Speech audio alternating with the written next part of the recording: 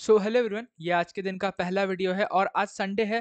Plus मैंने बताया था काफ़ी सारे कमेंट रिक्वेस्ट जो है वो पेंडिंग हो रहे हैं, बहुत दिन से पेंडिंग है। तो इसी वजह से यार वीडियो आज मैं ला रहा हूँ कमेंट रिक्वेस्ट पर ही, ठीक है। एंड इससे पहले एक और बहुत इंपॉर्टेंट चीज़, 800 सब्सक्राइबर्स का हमारा टारगेट है, 730 हो चुका है। 70 सब्सक्राइबर्स, 70 सब्सक्राइबर्स और बाकी है। सब्सक्राइब करो यार चैनल को एंड बेल आइकन को प्रेस करके भी ऑल पे ज़रूर से सेट कर देना।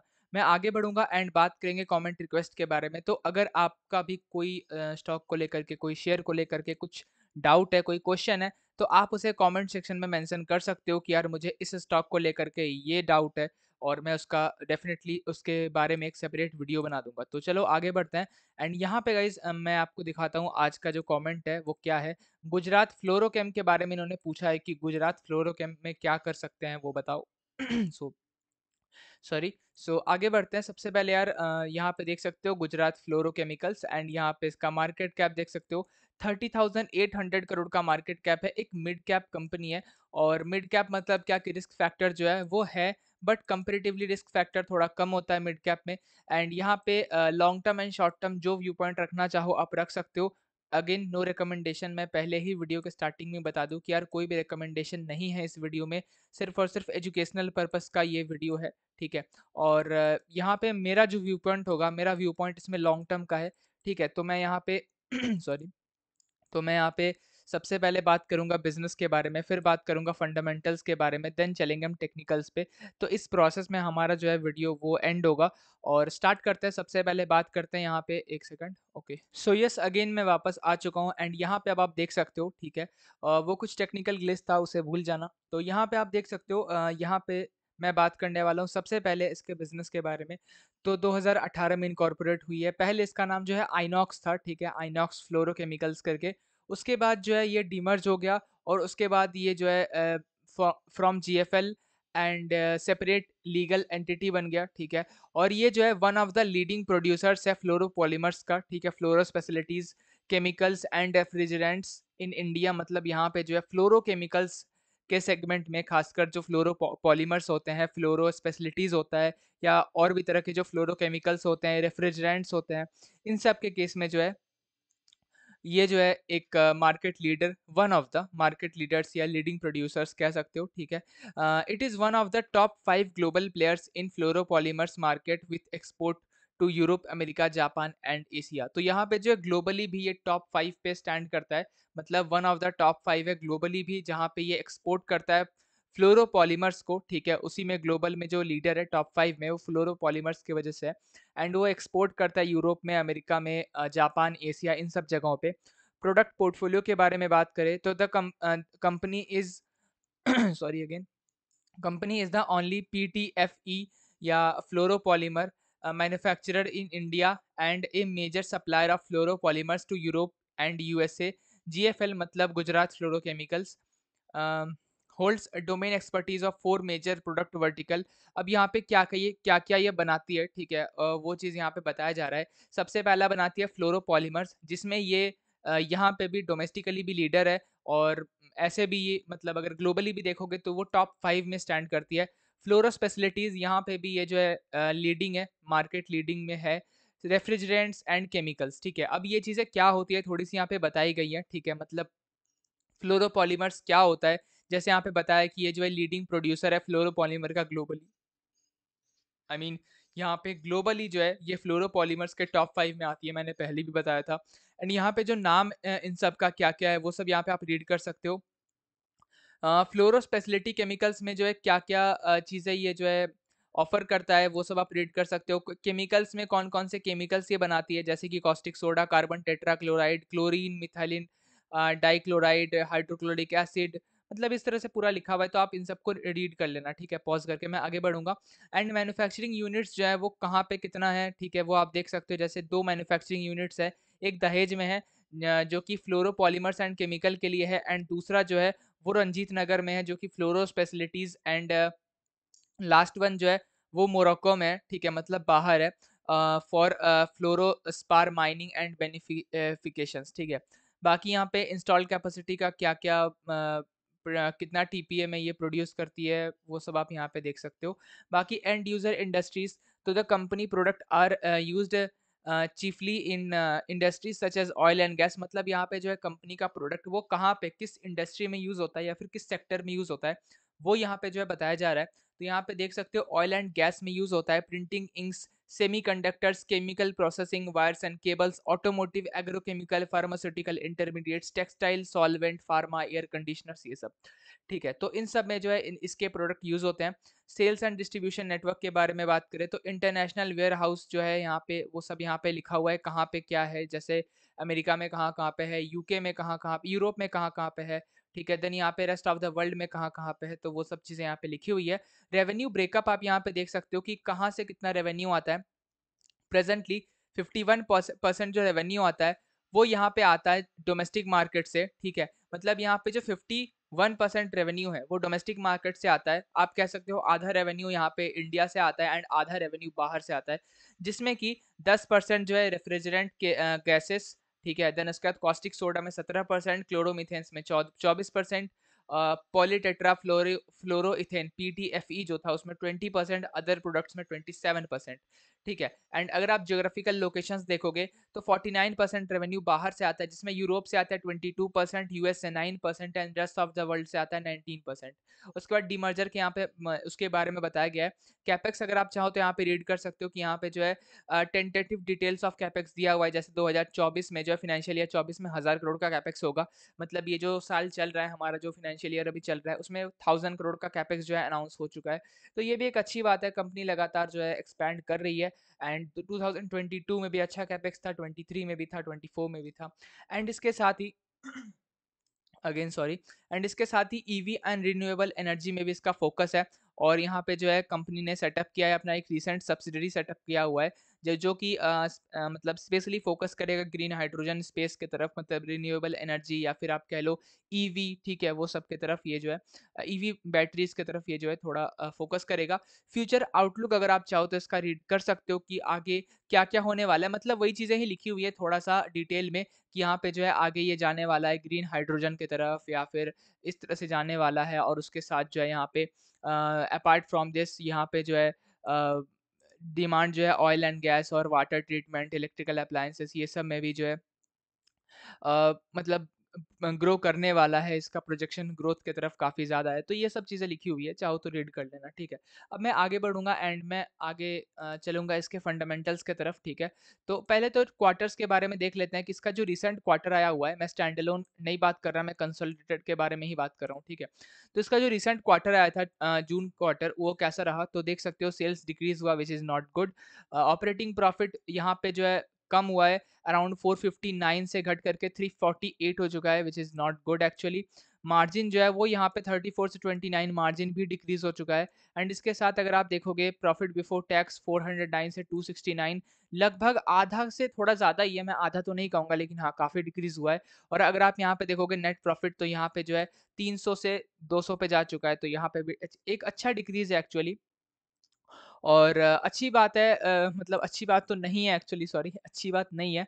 और मुझे तो रिजल्ट यार पसंद नहीं आया। ठीक है, बाकी जो भी है आगे बढ़ते हैं एंड यहाँ पे आगे देखते हैं। अगर मैं आपको सेल्स दिखाऊं, ठीक है, तो आप यहाँ पे पहले खुद ही देख लेना। ठीक है, मतलब यहाँ पे जो सेल्स है वो किस तरह से है, पहले 27 था, फिर 26 हुआ, फिर यहाँ पे जो है आप कह सकते हो कुछ 2-3 साल से यहाँ पे जो है ठीक परफॉर्मेंस चल रहा है। ठीक है, मैं टीटीएम को भी एक्सक्लूड करके बता रहा हूँ। ठीक है, क्योंकि टीटीएम जो है वो ऐसे ही इंटू 4 करके, इंटू 3, इंटू 4 करके जो है कैलकुलेट कर लिया जाता है वैसे ही। तो ये टीटीएम को मैं अभी साइड हटा रहा हूँ थोड़ा सा एंड मैं इन तीनों मतलब इन तीनों के बारे में बात कर रहा हूँ, इन तीनों के बारे में कि इन 3 सालों में तो ग्रोथ काफ़ी अच्छा है। एंड अगर आप यहाँ पे देखोगे भी कंपाउंडेड सेल्स ग्रोथ 3 साल का भी देख लो या टीटीएम का भी देख लो, तो यहाँ पे 27% या 30% है which is actually very good. Profit growth जो है वो भी यहाँ पे लगभग 31% है, टीटीएम का 87% है which is also very very good. Stock price CAGR के बारे में बातचीत हम नहीं करते हैं। एंड आरओई की बात करें तो 3 साल का ROE 15% is very normal, but last year का 27% इज़ गुड। यहाँ पे 30 के ऊपर जाता देन बहुत अच्छी बात होती, बट 27% इज़ ऑल्सो गुड। लेकिन 15% 3 साल का आरओई वो मुझे बिल्कुल भी पसंद नहीं आया। एंड उसका एक रीज़न ये लॉस भी है, तो खैर वो भी कोई बात नहीं है ना? बाकी हाँ, अगर आप मुझसे पूछोगे तो हाँ, नंबर्स काफ़ी अच्छे तो मैं नहीं कहूँगा कि एकदम कंसिस्टेंट नंबर्स हैं, कंसिस्टेंट नहीं है, बट यहाँ पे नंबर्स जो भी पोस्ट हो रहे हैं वो अच्छे नंबर्स पोस्ट हो रहे हैं। मतलब अब अगर आप देखोगे तो मैं 3 ही साल का बता पा रहा हूँ, क्योंकि 5 साल का डेटा हमारे पास अवेलेबल है नहीं, एंड एज़ वेल 10 साल का भी डेटा हमारे पास अवेलेबल नहीं है। तो थोड़ा-सा वेट भी आप कर सकते हो, आगे देख सकते हो, बट हाँ, कंपनी अभी तक जो है अच्छा परफॉर्मेंस दे रही है, सेल्स ग्रोथ अच्छा है, प्रॉफिट ग्रोथ भी ठीक-ठाक है, अच्छा है, आरओई भी ठीक-ठाक है, इट्स गुड, बट हाँ, आरओई थोड़ा-सा और पुश हो सकता है। बाकी बैलेंस शीट की बात करें तो बैलेंस शीट में यहाँ पे बोरोइंग्स जो है वो लगभग 1500 करोड़ की बोरोइंग्स है, जिसमें से बिल्कुल ही नॉर्मल, एकदम ही बहुत मिनिमल 183 करोड़ का लॉन्ग टर्म है, एंड शॉर्ट टर्म जो है 1200 या 1300 करोड़ का शॉर्ट टर्म है। कोई भी प्रॉब्लम नहीं होने वाला है बोरोइंग्स को लेकर के। रिजर्व्स जो है कंपनी के बहुत ज़्यादा है, 5500 करोड़ के रिजर्व्स हैं। मतलब बहुत ज़्यादा इन द सेंस मैं ये नहीं कह रहा कि बहुत ज़्यादा रिजर्व्स है। अकॉर्डिंग टू बोरिंग्स मैं कह रहा हूँ कि बोरिंग जिस तरह से है उससे बहुत ज़्यादा रिजर्व्स हैं, तो कोई टेंशन करने वाली बात नहीं है। और कंपनी ने जैसे कहा था वो सीडब्ल्यूआईपी लगातार अनाउंस कर रही है, और यहाँ पे जो है लगभग 1100 या 1150 करोड़ का सीडब्ल्यूआईपी अनाउंस हो चुका है फाइनेंशियल ईयर 23 में, जबकि 900 करोड़ का दिया हुआ था। तो कुछ आगे पीछे करके मतलब कुछ ऐसा सीडब्ल्यूआईपी होगा जो 2022 में ही स्टार्ट हुआ था, एफवाई 22 में, बट ये 23 तक पहुंच गया, तो वो सीडब्ल्यूआईपी को भी ट्रांसफर कर दिया गया। लेकिन हाँ, कंपनी ने जो कहा था सीडब्ल्यूआईपी होगा वो हो रहा है, देखने भी हमें मिल रहा है, तो ये एक अच्छी बात है। बाकी बहुत चीज़ें होती है यार, बहुत सारी कंपनीज ऐसी होती है जो अनाउंस तो कर देती है कि यार हम ये करने वाले हैं, ठीक है, लेकिन आगे चल कर के वो होता नहीं है, तो वो चीज़ है। बाकी यहाँ पे अगर हम शेयर होल्डिंग पैटर्न की बात करें, तो कंपनी मिड कैप है और उसके साथ ही 63 या 64% का शेयर होल्डिंग है, व्हिच इज़ मैं कहूँगा इट्स गुड, ठीक है, मैं इसे खराब नहीं कहूँगा, इट्स गुड या फिर इट्स फेयर कह सकते हो। ज़्यादा भी नहीं है, बट हाँ, कम भी नहीं है, तो ठीक है, 63.8 कोई दिक्कत नहीं है। पहले ये और भी ज़्यादा था, बट बेचते-बेचते इन्होंने कम कर दिया है। और एफआईआईज़ भी लगभग 6 पर 6.5% है, ठीक है, नॉर्मल्स हैं। डीआईआईज़ भी 5% है, बिल्कुल ही नॉर्मल्स हैं। अब देखो यार, अगर ये छोटी कंपनी होती, समझना इस चीज़ को, यहाँ पे बहुत लोग कन्फ्यूज़ कर सकते हैं कि यार कभी आप बोलते हो 5% का डीआईआई इज़ वेरी गुड, कभी कहते हो कि यार 5% का डीआईआई इज़ ओके। यहाँ पे देखो यार, डिपेंड करता है मार्केट कैप पे। मैंने आपको कहा हुआ है कि 8,000, 9,000, 5,000 करोड़ की कंपनी अगर है, उसमें अगर डीआईआईज़ मौजूद है 5%, 6%, तो वो बहुत अच्छी बात है, क्योंकि उस मार्केट कैप में, मतलब उस मार्केट कैप के स्टॉक्स में डीआईआईज़ नॉर्मली एंटर नहीं करते हैं। ठीक है, लेकिन यहाँ पे जो 30,000 मार्केट कैप है सॉरी, जो 15,000, 30,000, 20,000, 12,000, ये सब का जो मार्केट कैप है, इसमें डीआईआईज़ एंटर करते हैं। और यहाँ पे जो है, अगर मुझे 30,000 मार्केट कैप में भी अगर डीआईएस का परसेंटेज 5 मिलेगा, तो मैं स्लाइटली डिसअपॉइंटेड होऊंगा, लेकिन फिर भी ठीक है, इसलिए मैंने कहा ठीक है। पब्लिक देखोगे 24% के आसपास पब्लिक है, जिसमें से अगर आप यहाँ पे देखोगे तो कुछ एच हैं, और एच अगर आप हटा लोगे तो अराउंड 6% के आसपास एच है, तो 8%, ठीक है, यहाँ पे जो है 28% के अराउंड जो है, 28 कह रहा हूँ, आई एम सॉरी गाइज, 28 नहीं, 18% है ना, तो 18% के आसपास जो है यहाँ पे रिटेल इन्वेस्टर है, विच इज़ नॉट मच, ठीक है, कोई दिक्कत नहीं है, रिटेल इन्वेस्टर भी कम है। लेकिन हाँ, ओवरऑल शेयर होल्डिंग पैटर्न में ओके ओके ही कहूँगा, क्योंकि यहाँ पे एफ और डी बिल्कुल ही कम है नाम के लिए है, बट हाँ, ज़्यादा बिल्कुल नहीं है। एंड अब कुछ पॉजिटिव एंड नेगेटिव पॉइंट्स के बारे में बात कर लेते हैं, जो मुझे इसके बारे में लगा कि यार ये चीज़ें जो है मुझे थोड़ी नेगेटिव लगी। तो अगर मैं ओवरऑल बताऊँ तो मुझे सभी चीज़ें अच्छी लगी। ठीक है, पॉजिटिव पॉइंट ये लगा कि कंपनी काफ़ी अच्छे से सीडब्ल्यूआईपी कर रही है, व्हिच इज़ वेरी गुड। और कंपनी के पास लोन भी है, उसमें भी कोई दिक्कत नहीं है, कंपनी लोन को भी बहुत अच्छी तरीके से मैनेज कर रही है, वो भी मुझे काफ़ी अच्छा लगा। बैलेंस शीट का ओवरऑल जो मैनेजमेंट है वो मुझे काफ़ी अच्छा लगा। इसके साथ अगर आप मुझे बोलोगे कि नेगेटिव पॉइंट, तो नेगेटिव पॉइंट इज़ दैट कि मुझे यहाँ पे जो नंबर्स हैं वो बहुत ज़्यादा स्टेबल नहीं लगे। मतलब यहाँ पे जो 7 नहीं, सॉरी, 5 साल के जो नंबर्स आपको दिख रहे हैं, यहाँ पे मैं टीटीएम को हटा करके बात कर रहा हूँ, जो 5 साल के नंबर्स आपको दिख रहे हैं, इसमें मुझे कुछ खास स्टेबिलिटी नहीं दिखी। 30 के का जो मार्केट कैप है, 30,000 करोड़ का जो मार्केट कैप है, उस हिसाब से मुझे कुछ स्टेबिलिटी इसमें नहीं दिखी खास। थोड़ा-सा ऑब्वियसली कोरोना की वजह से भी ये अप डाउन गया था बीच में, बट हाँ, थोड़ा-सा मुझे स्टेबिलिटी इसमें कम दिखा, ठीक है। और बाकी अगर आप मुझसे पूछोगे और पॉजिटिव पॉइंट क्या है, तो पॉजिटिव पॉइंट मुझे ये सब जो नंबर्स हैं, आरओई, सेल्स ग्रोथ, ये सब नंबर्स मुझे काफ़ी अच्छे लगे। बट हाँ, वही एक नेगेटिव पॉइंट है कि यहाँ पे जो है ज़्यादा डेटा ऑब्वियसली हमारे पास अवेलेबल नहीं है, और जितना डेटा अवेलेबल है उसमें मुझे हल्का-सा इनकंसिस्टेंट टाइप का फ़ील आ रहा है, ठीक है। अब आगे देखना ये क्या करती है। बाकी क्वार्टर्स भी मुझे ये वाला जो क्वार्टर ये अच्छा नहीं आया, तो वो भी मुझे थोड़ा-सा उतना अच्छा नहीं लगा। बाकी ठीक है, ओवरऑल कंपनी में नेगेटिव पॉइंट्स काफ़ी कम है मेरे हिसाब से, और बट अगेन नो रिकमेंडेशन, मैं फिर से कह रहा हूँ। और टेक्निकल्स अगर मैं बात करूँ, तो यहाँ पे कंपनी जो है मतलब कंपनी का रीसेंट जो सपोर्ट है वो अराउंड मैं अगर लेवल बताऊँ आपको, तो 76 के आसपास जो है कंपनी का रीसेंट सपोर्ट है मेरे हिसाब से। और अगर कंपनी यहाँ पे आती है, मैं अपनी बात बता रहा हूँ, अगेन नो रिकमेंडेशन, यहाँ पे आती है, तो यहाँ पे फ्रेश बाइंग एंड एवरेजिंग दोनों करने का ही काफ़ी अच्छा मौका होगा, ठीक है? मतलब फ्रेश बाइंग भी आप कर सकते हो, एवरेजिंग भी कर सकते हो, ठीक है? लेकिन अगेन मैं सॉरी नो रिकमेंडेशन, ठीक है? कर सकते हो मैं कह दिया, नहीं आप नहीं कर मतलब आपकी मर्ज़ी।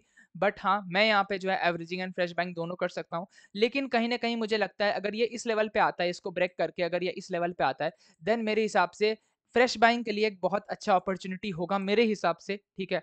और सॉरी, और इसके नीचे आने का चांस मुझे नहीं लगता, बिकॉज़ यार इसके नीचे फिर और भी नीचे के लेवल्स आ जाते हैं। जैसे एक लेवल आता है यहाँ का लेवल, ठीक है? तो यहाँ पे जैसे एक लेवल आ गया, फिर एक लेवल आ गया इसके नीचे, यहाँ पे एक लेवल आ गया, ठीक है? तो इतने नीचे तक आने का मुझे चांसेस कम लगता है। बट हाँ, अभी भी ये ऊपर से काफ़ी ज़्यादा डाउन है, तो इसीलिए मैंने फ्रेश बाइंग का भी बताया। जैसे 33% डाउन है, 32%, और अगर ये यहाँ पे आएगा तो लगभग 40%, 38% के आसपास लगभग डाउन हो जाएगा, व्हिच इज़ नियर अबाउट 40%। तो यस, इसी वजह से यार मैं यहाँ पे फ्रेश बाइंग में जा सकता हूँ, लेकिन हाँ, वही चीज़ है कि थोड़ा अगर ये नीचे आता है, इन सब लेवल्स पे आता है, ये लेवल खासकर, तो ये मेरे लिए काफ़ी इंटरेस्टिंग होगा। और जो भी है ठीक है, at the end mid cap है, तो मिड कैप में यार वही चीज़ है कि यहाँ पे आपको सॉरी अगेन, यहाँ पे आपको जो है थोड़ी-सी जो वॉलेटिलिटी है वो स्लाइटली कम देखने मिलेगी, ठीक है? जो वॉलेटिलिटी है वो कम देखने मिलेगी, लेकिन उसी वजह से आपको जो है यहाँ पे थोड़ा-सा वो चीज़ भी देखने मिलेगा कि रिटर्न्स जो है उतने खास आपके नहीं बनेंगे। मतलब ऑब्वियस सी बात है यार, अगर स्मॉल कैप है, ये तो हमेशा का कॉन्सेप्ट है, अगर स्मॉल कैप है तो उसमें रिटर्न्स जो है ज़्यादा निकलते हैं, लेकिन रिस्क भी ज़्यादा होता है। उसी तरह से अगर मिड कैप है तो उसमें रिटर्न्स जो है मीडियम ही निकलते हैं, बट रिस्क भी मीडियम ही होता है। अगर लार्ज कैप है तो उसमें रिटर्न्स बहुत कम निकलते हैं, बट रिस्क बहुत कम ही होता है। मतलब आप समझ रहे हो, जितना आप रिस्क लोगे उतना आप रिवार्ड लोगे, बस वही चीज़ है। बाकी इसी के साथ जो है मैं वीडियो को एंड करना चाहूँगा, और इसके बाद और भी वीडियोज़ आएँगी तो डेफिनिटली यार सब्सक्राइब करके रखना। मिलते हैं किसी और वीडियो में। जय Hind and thanks for watching.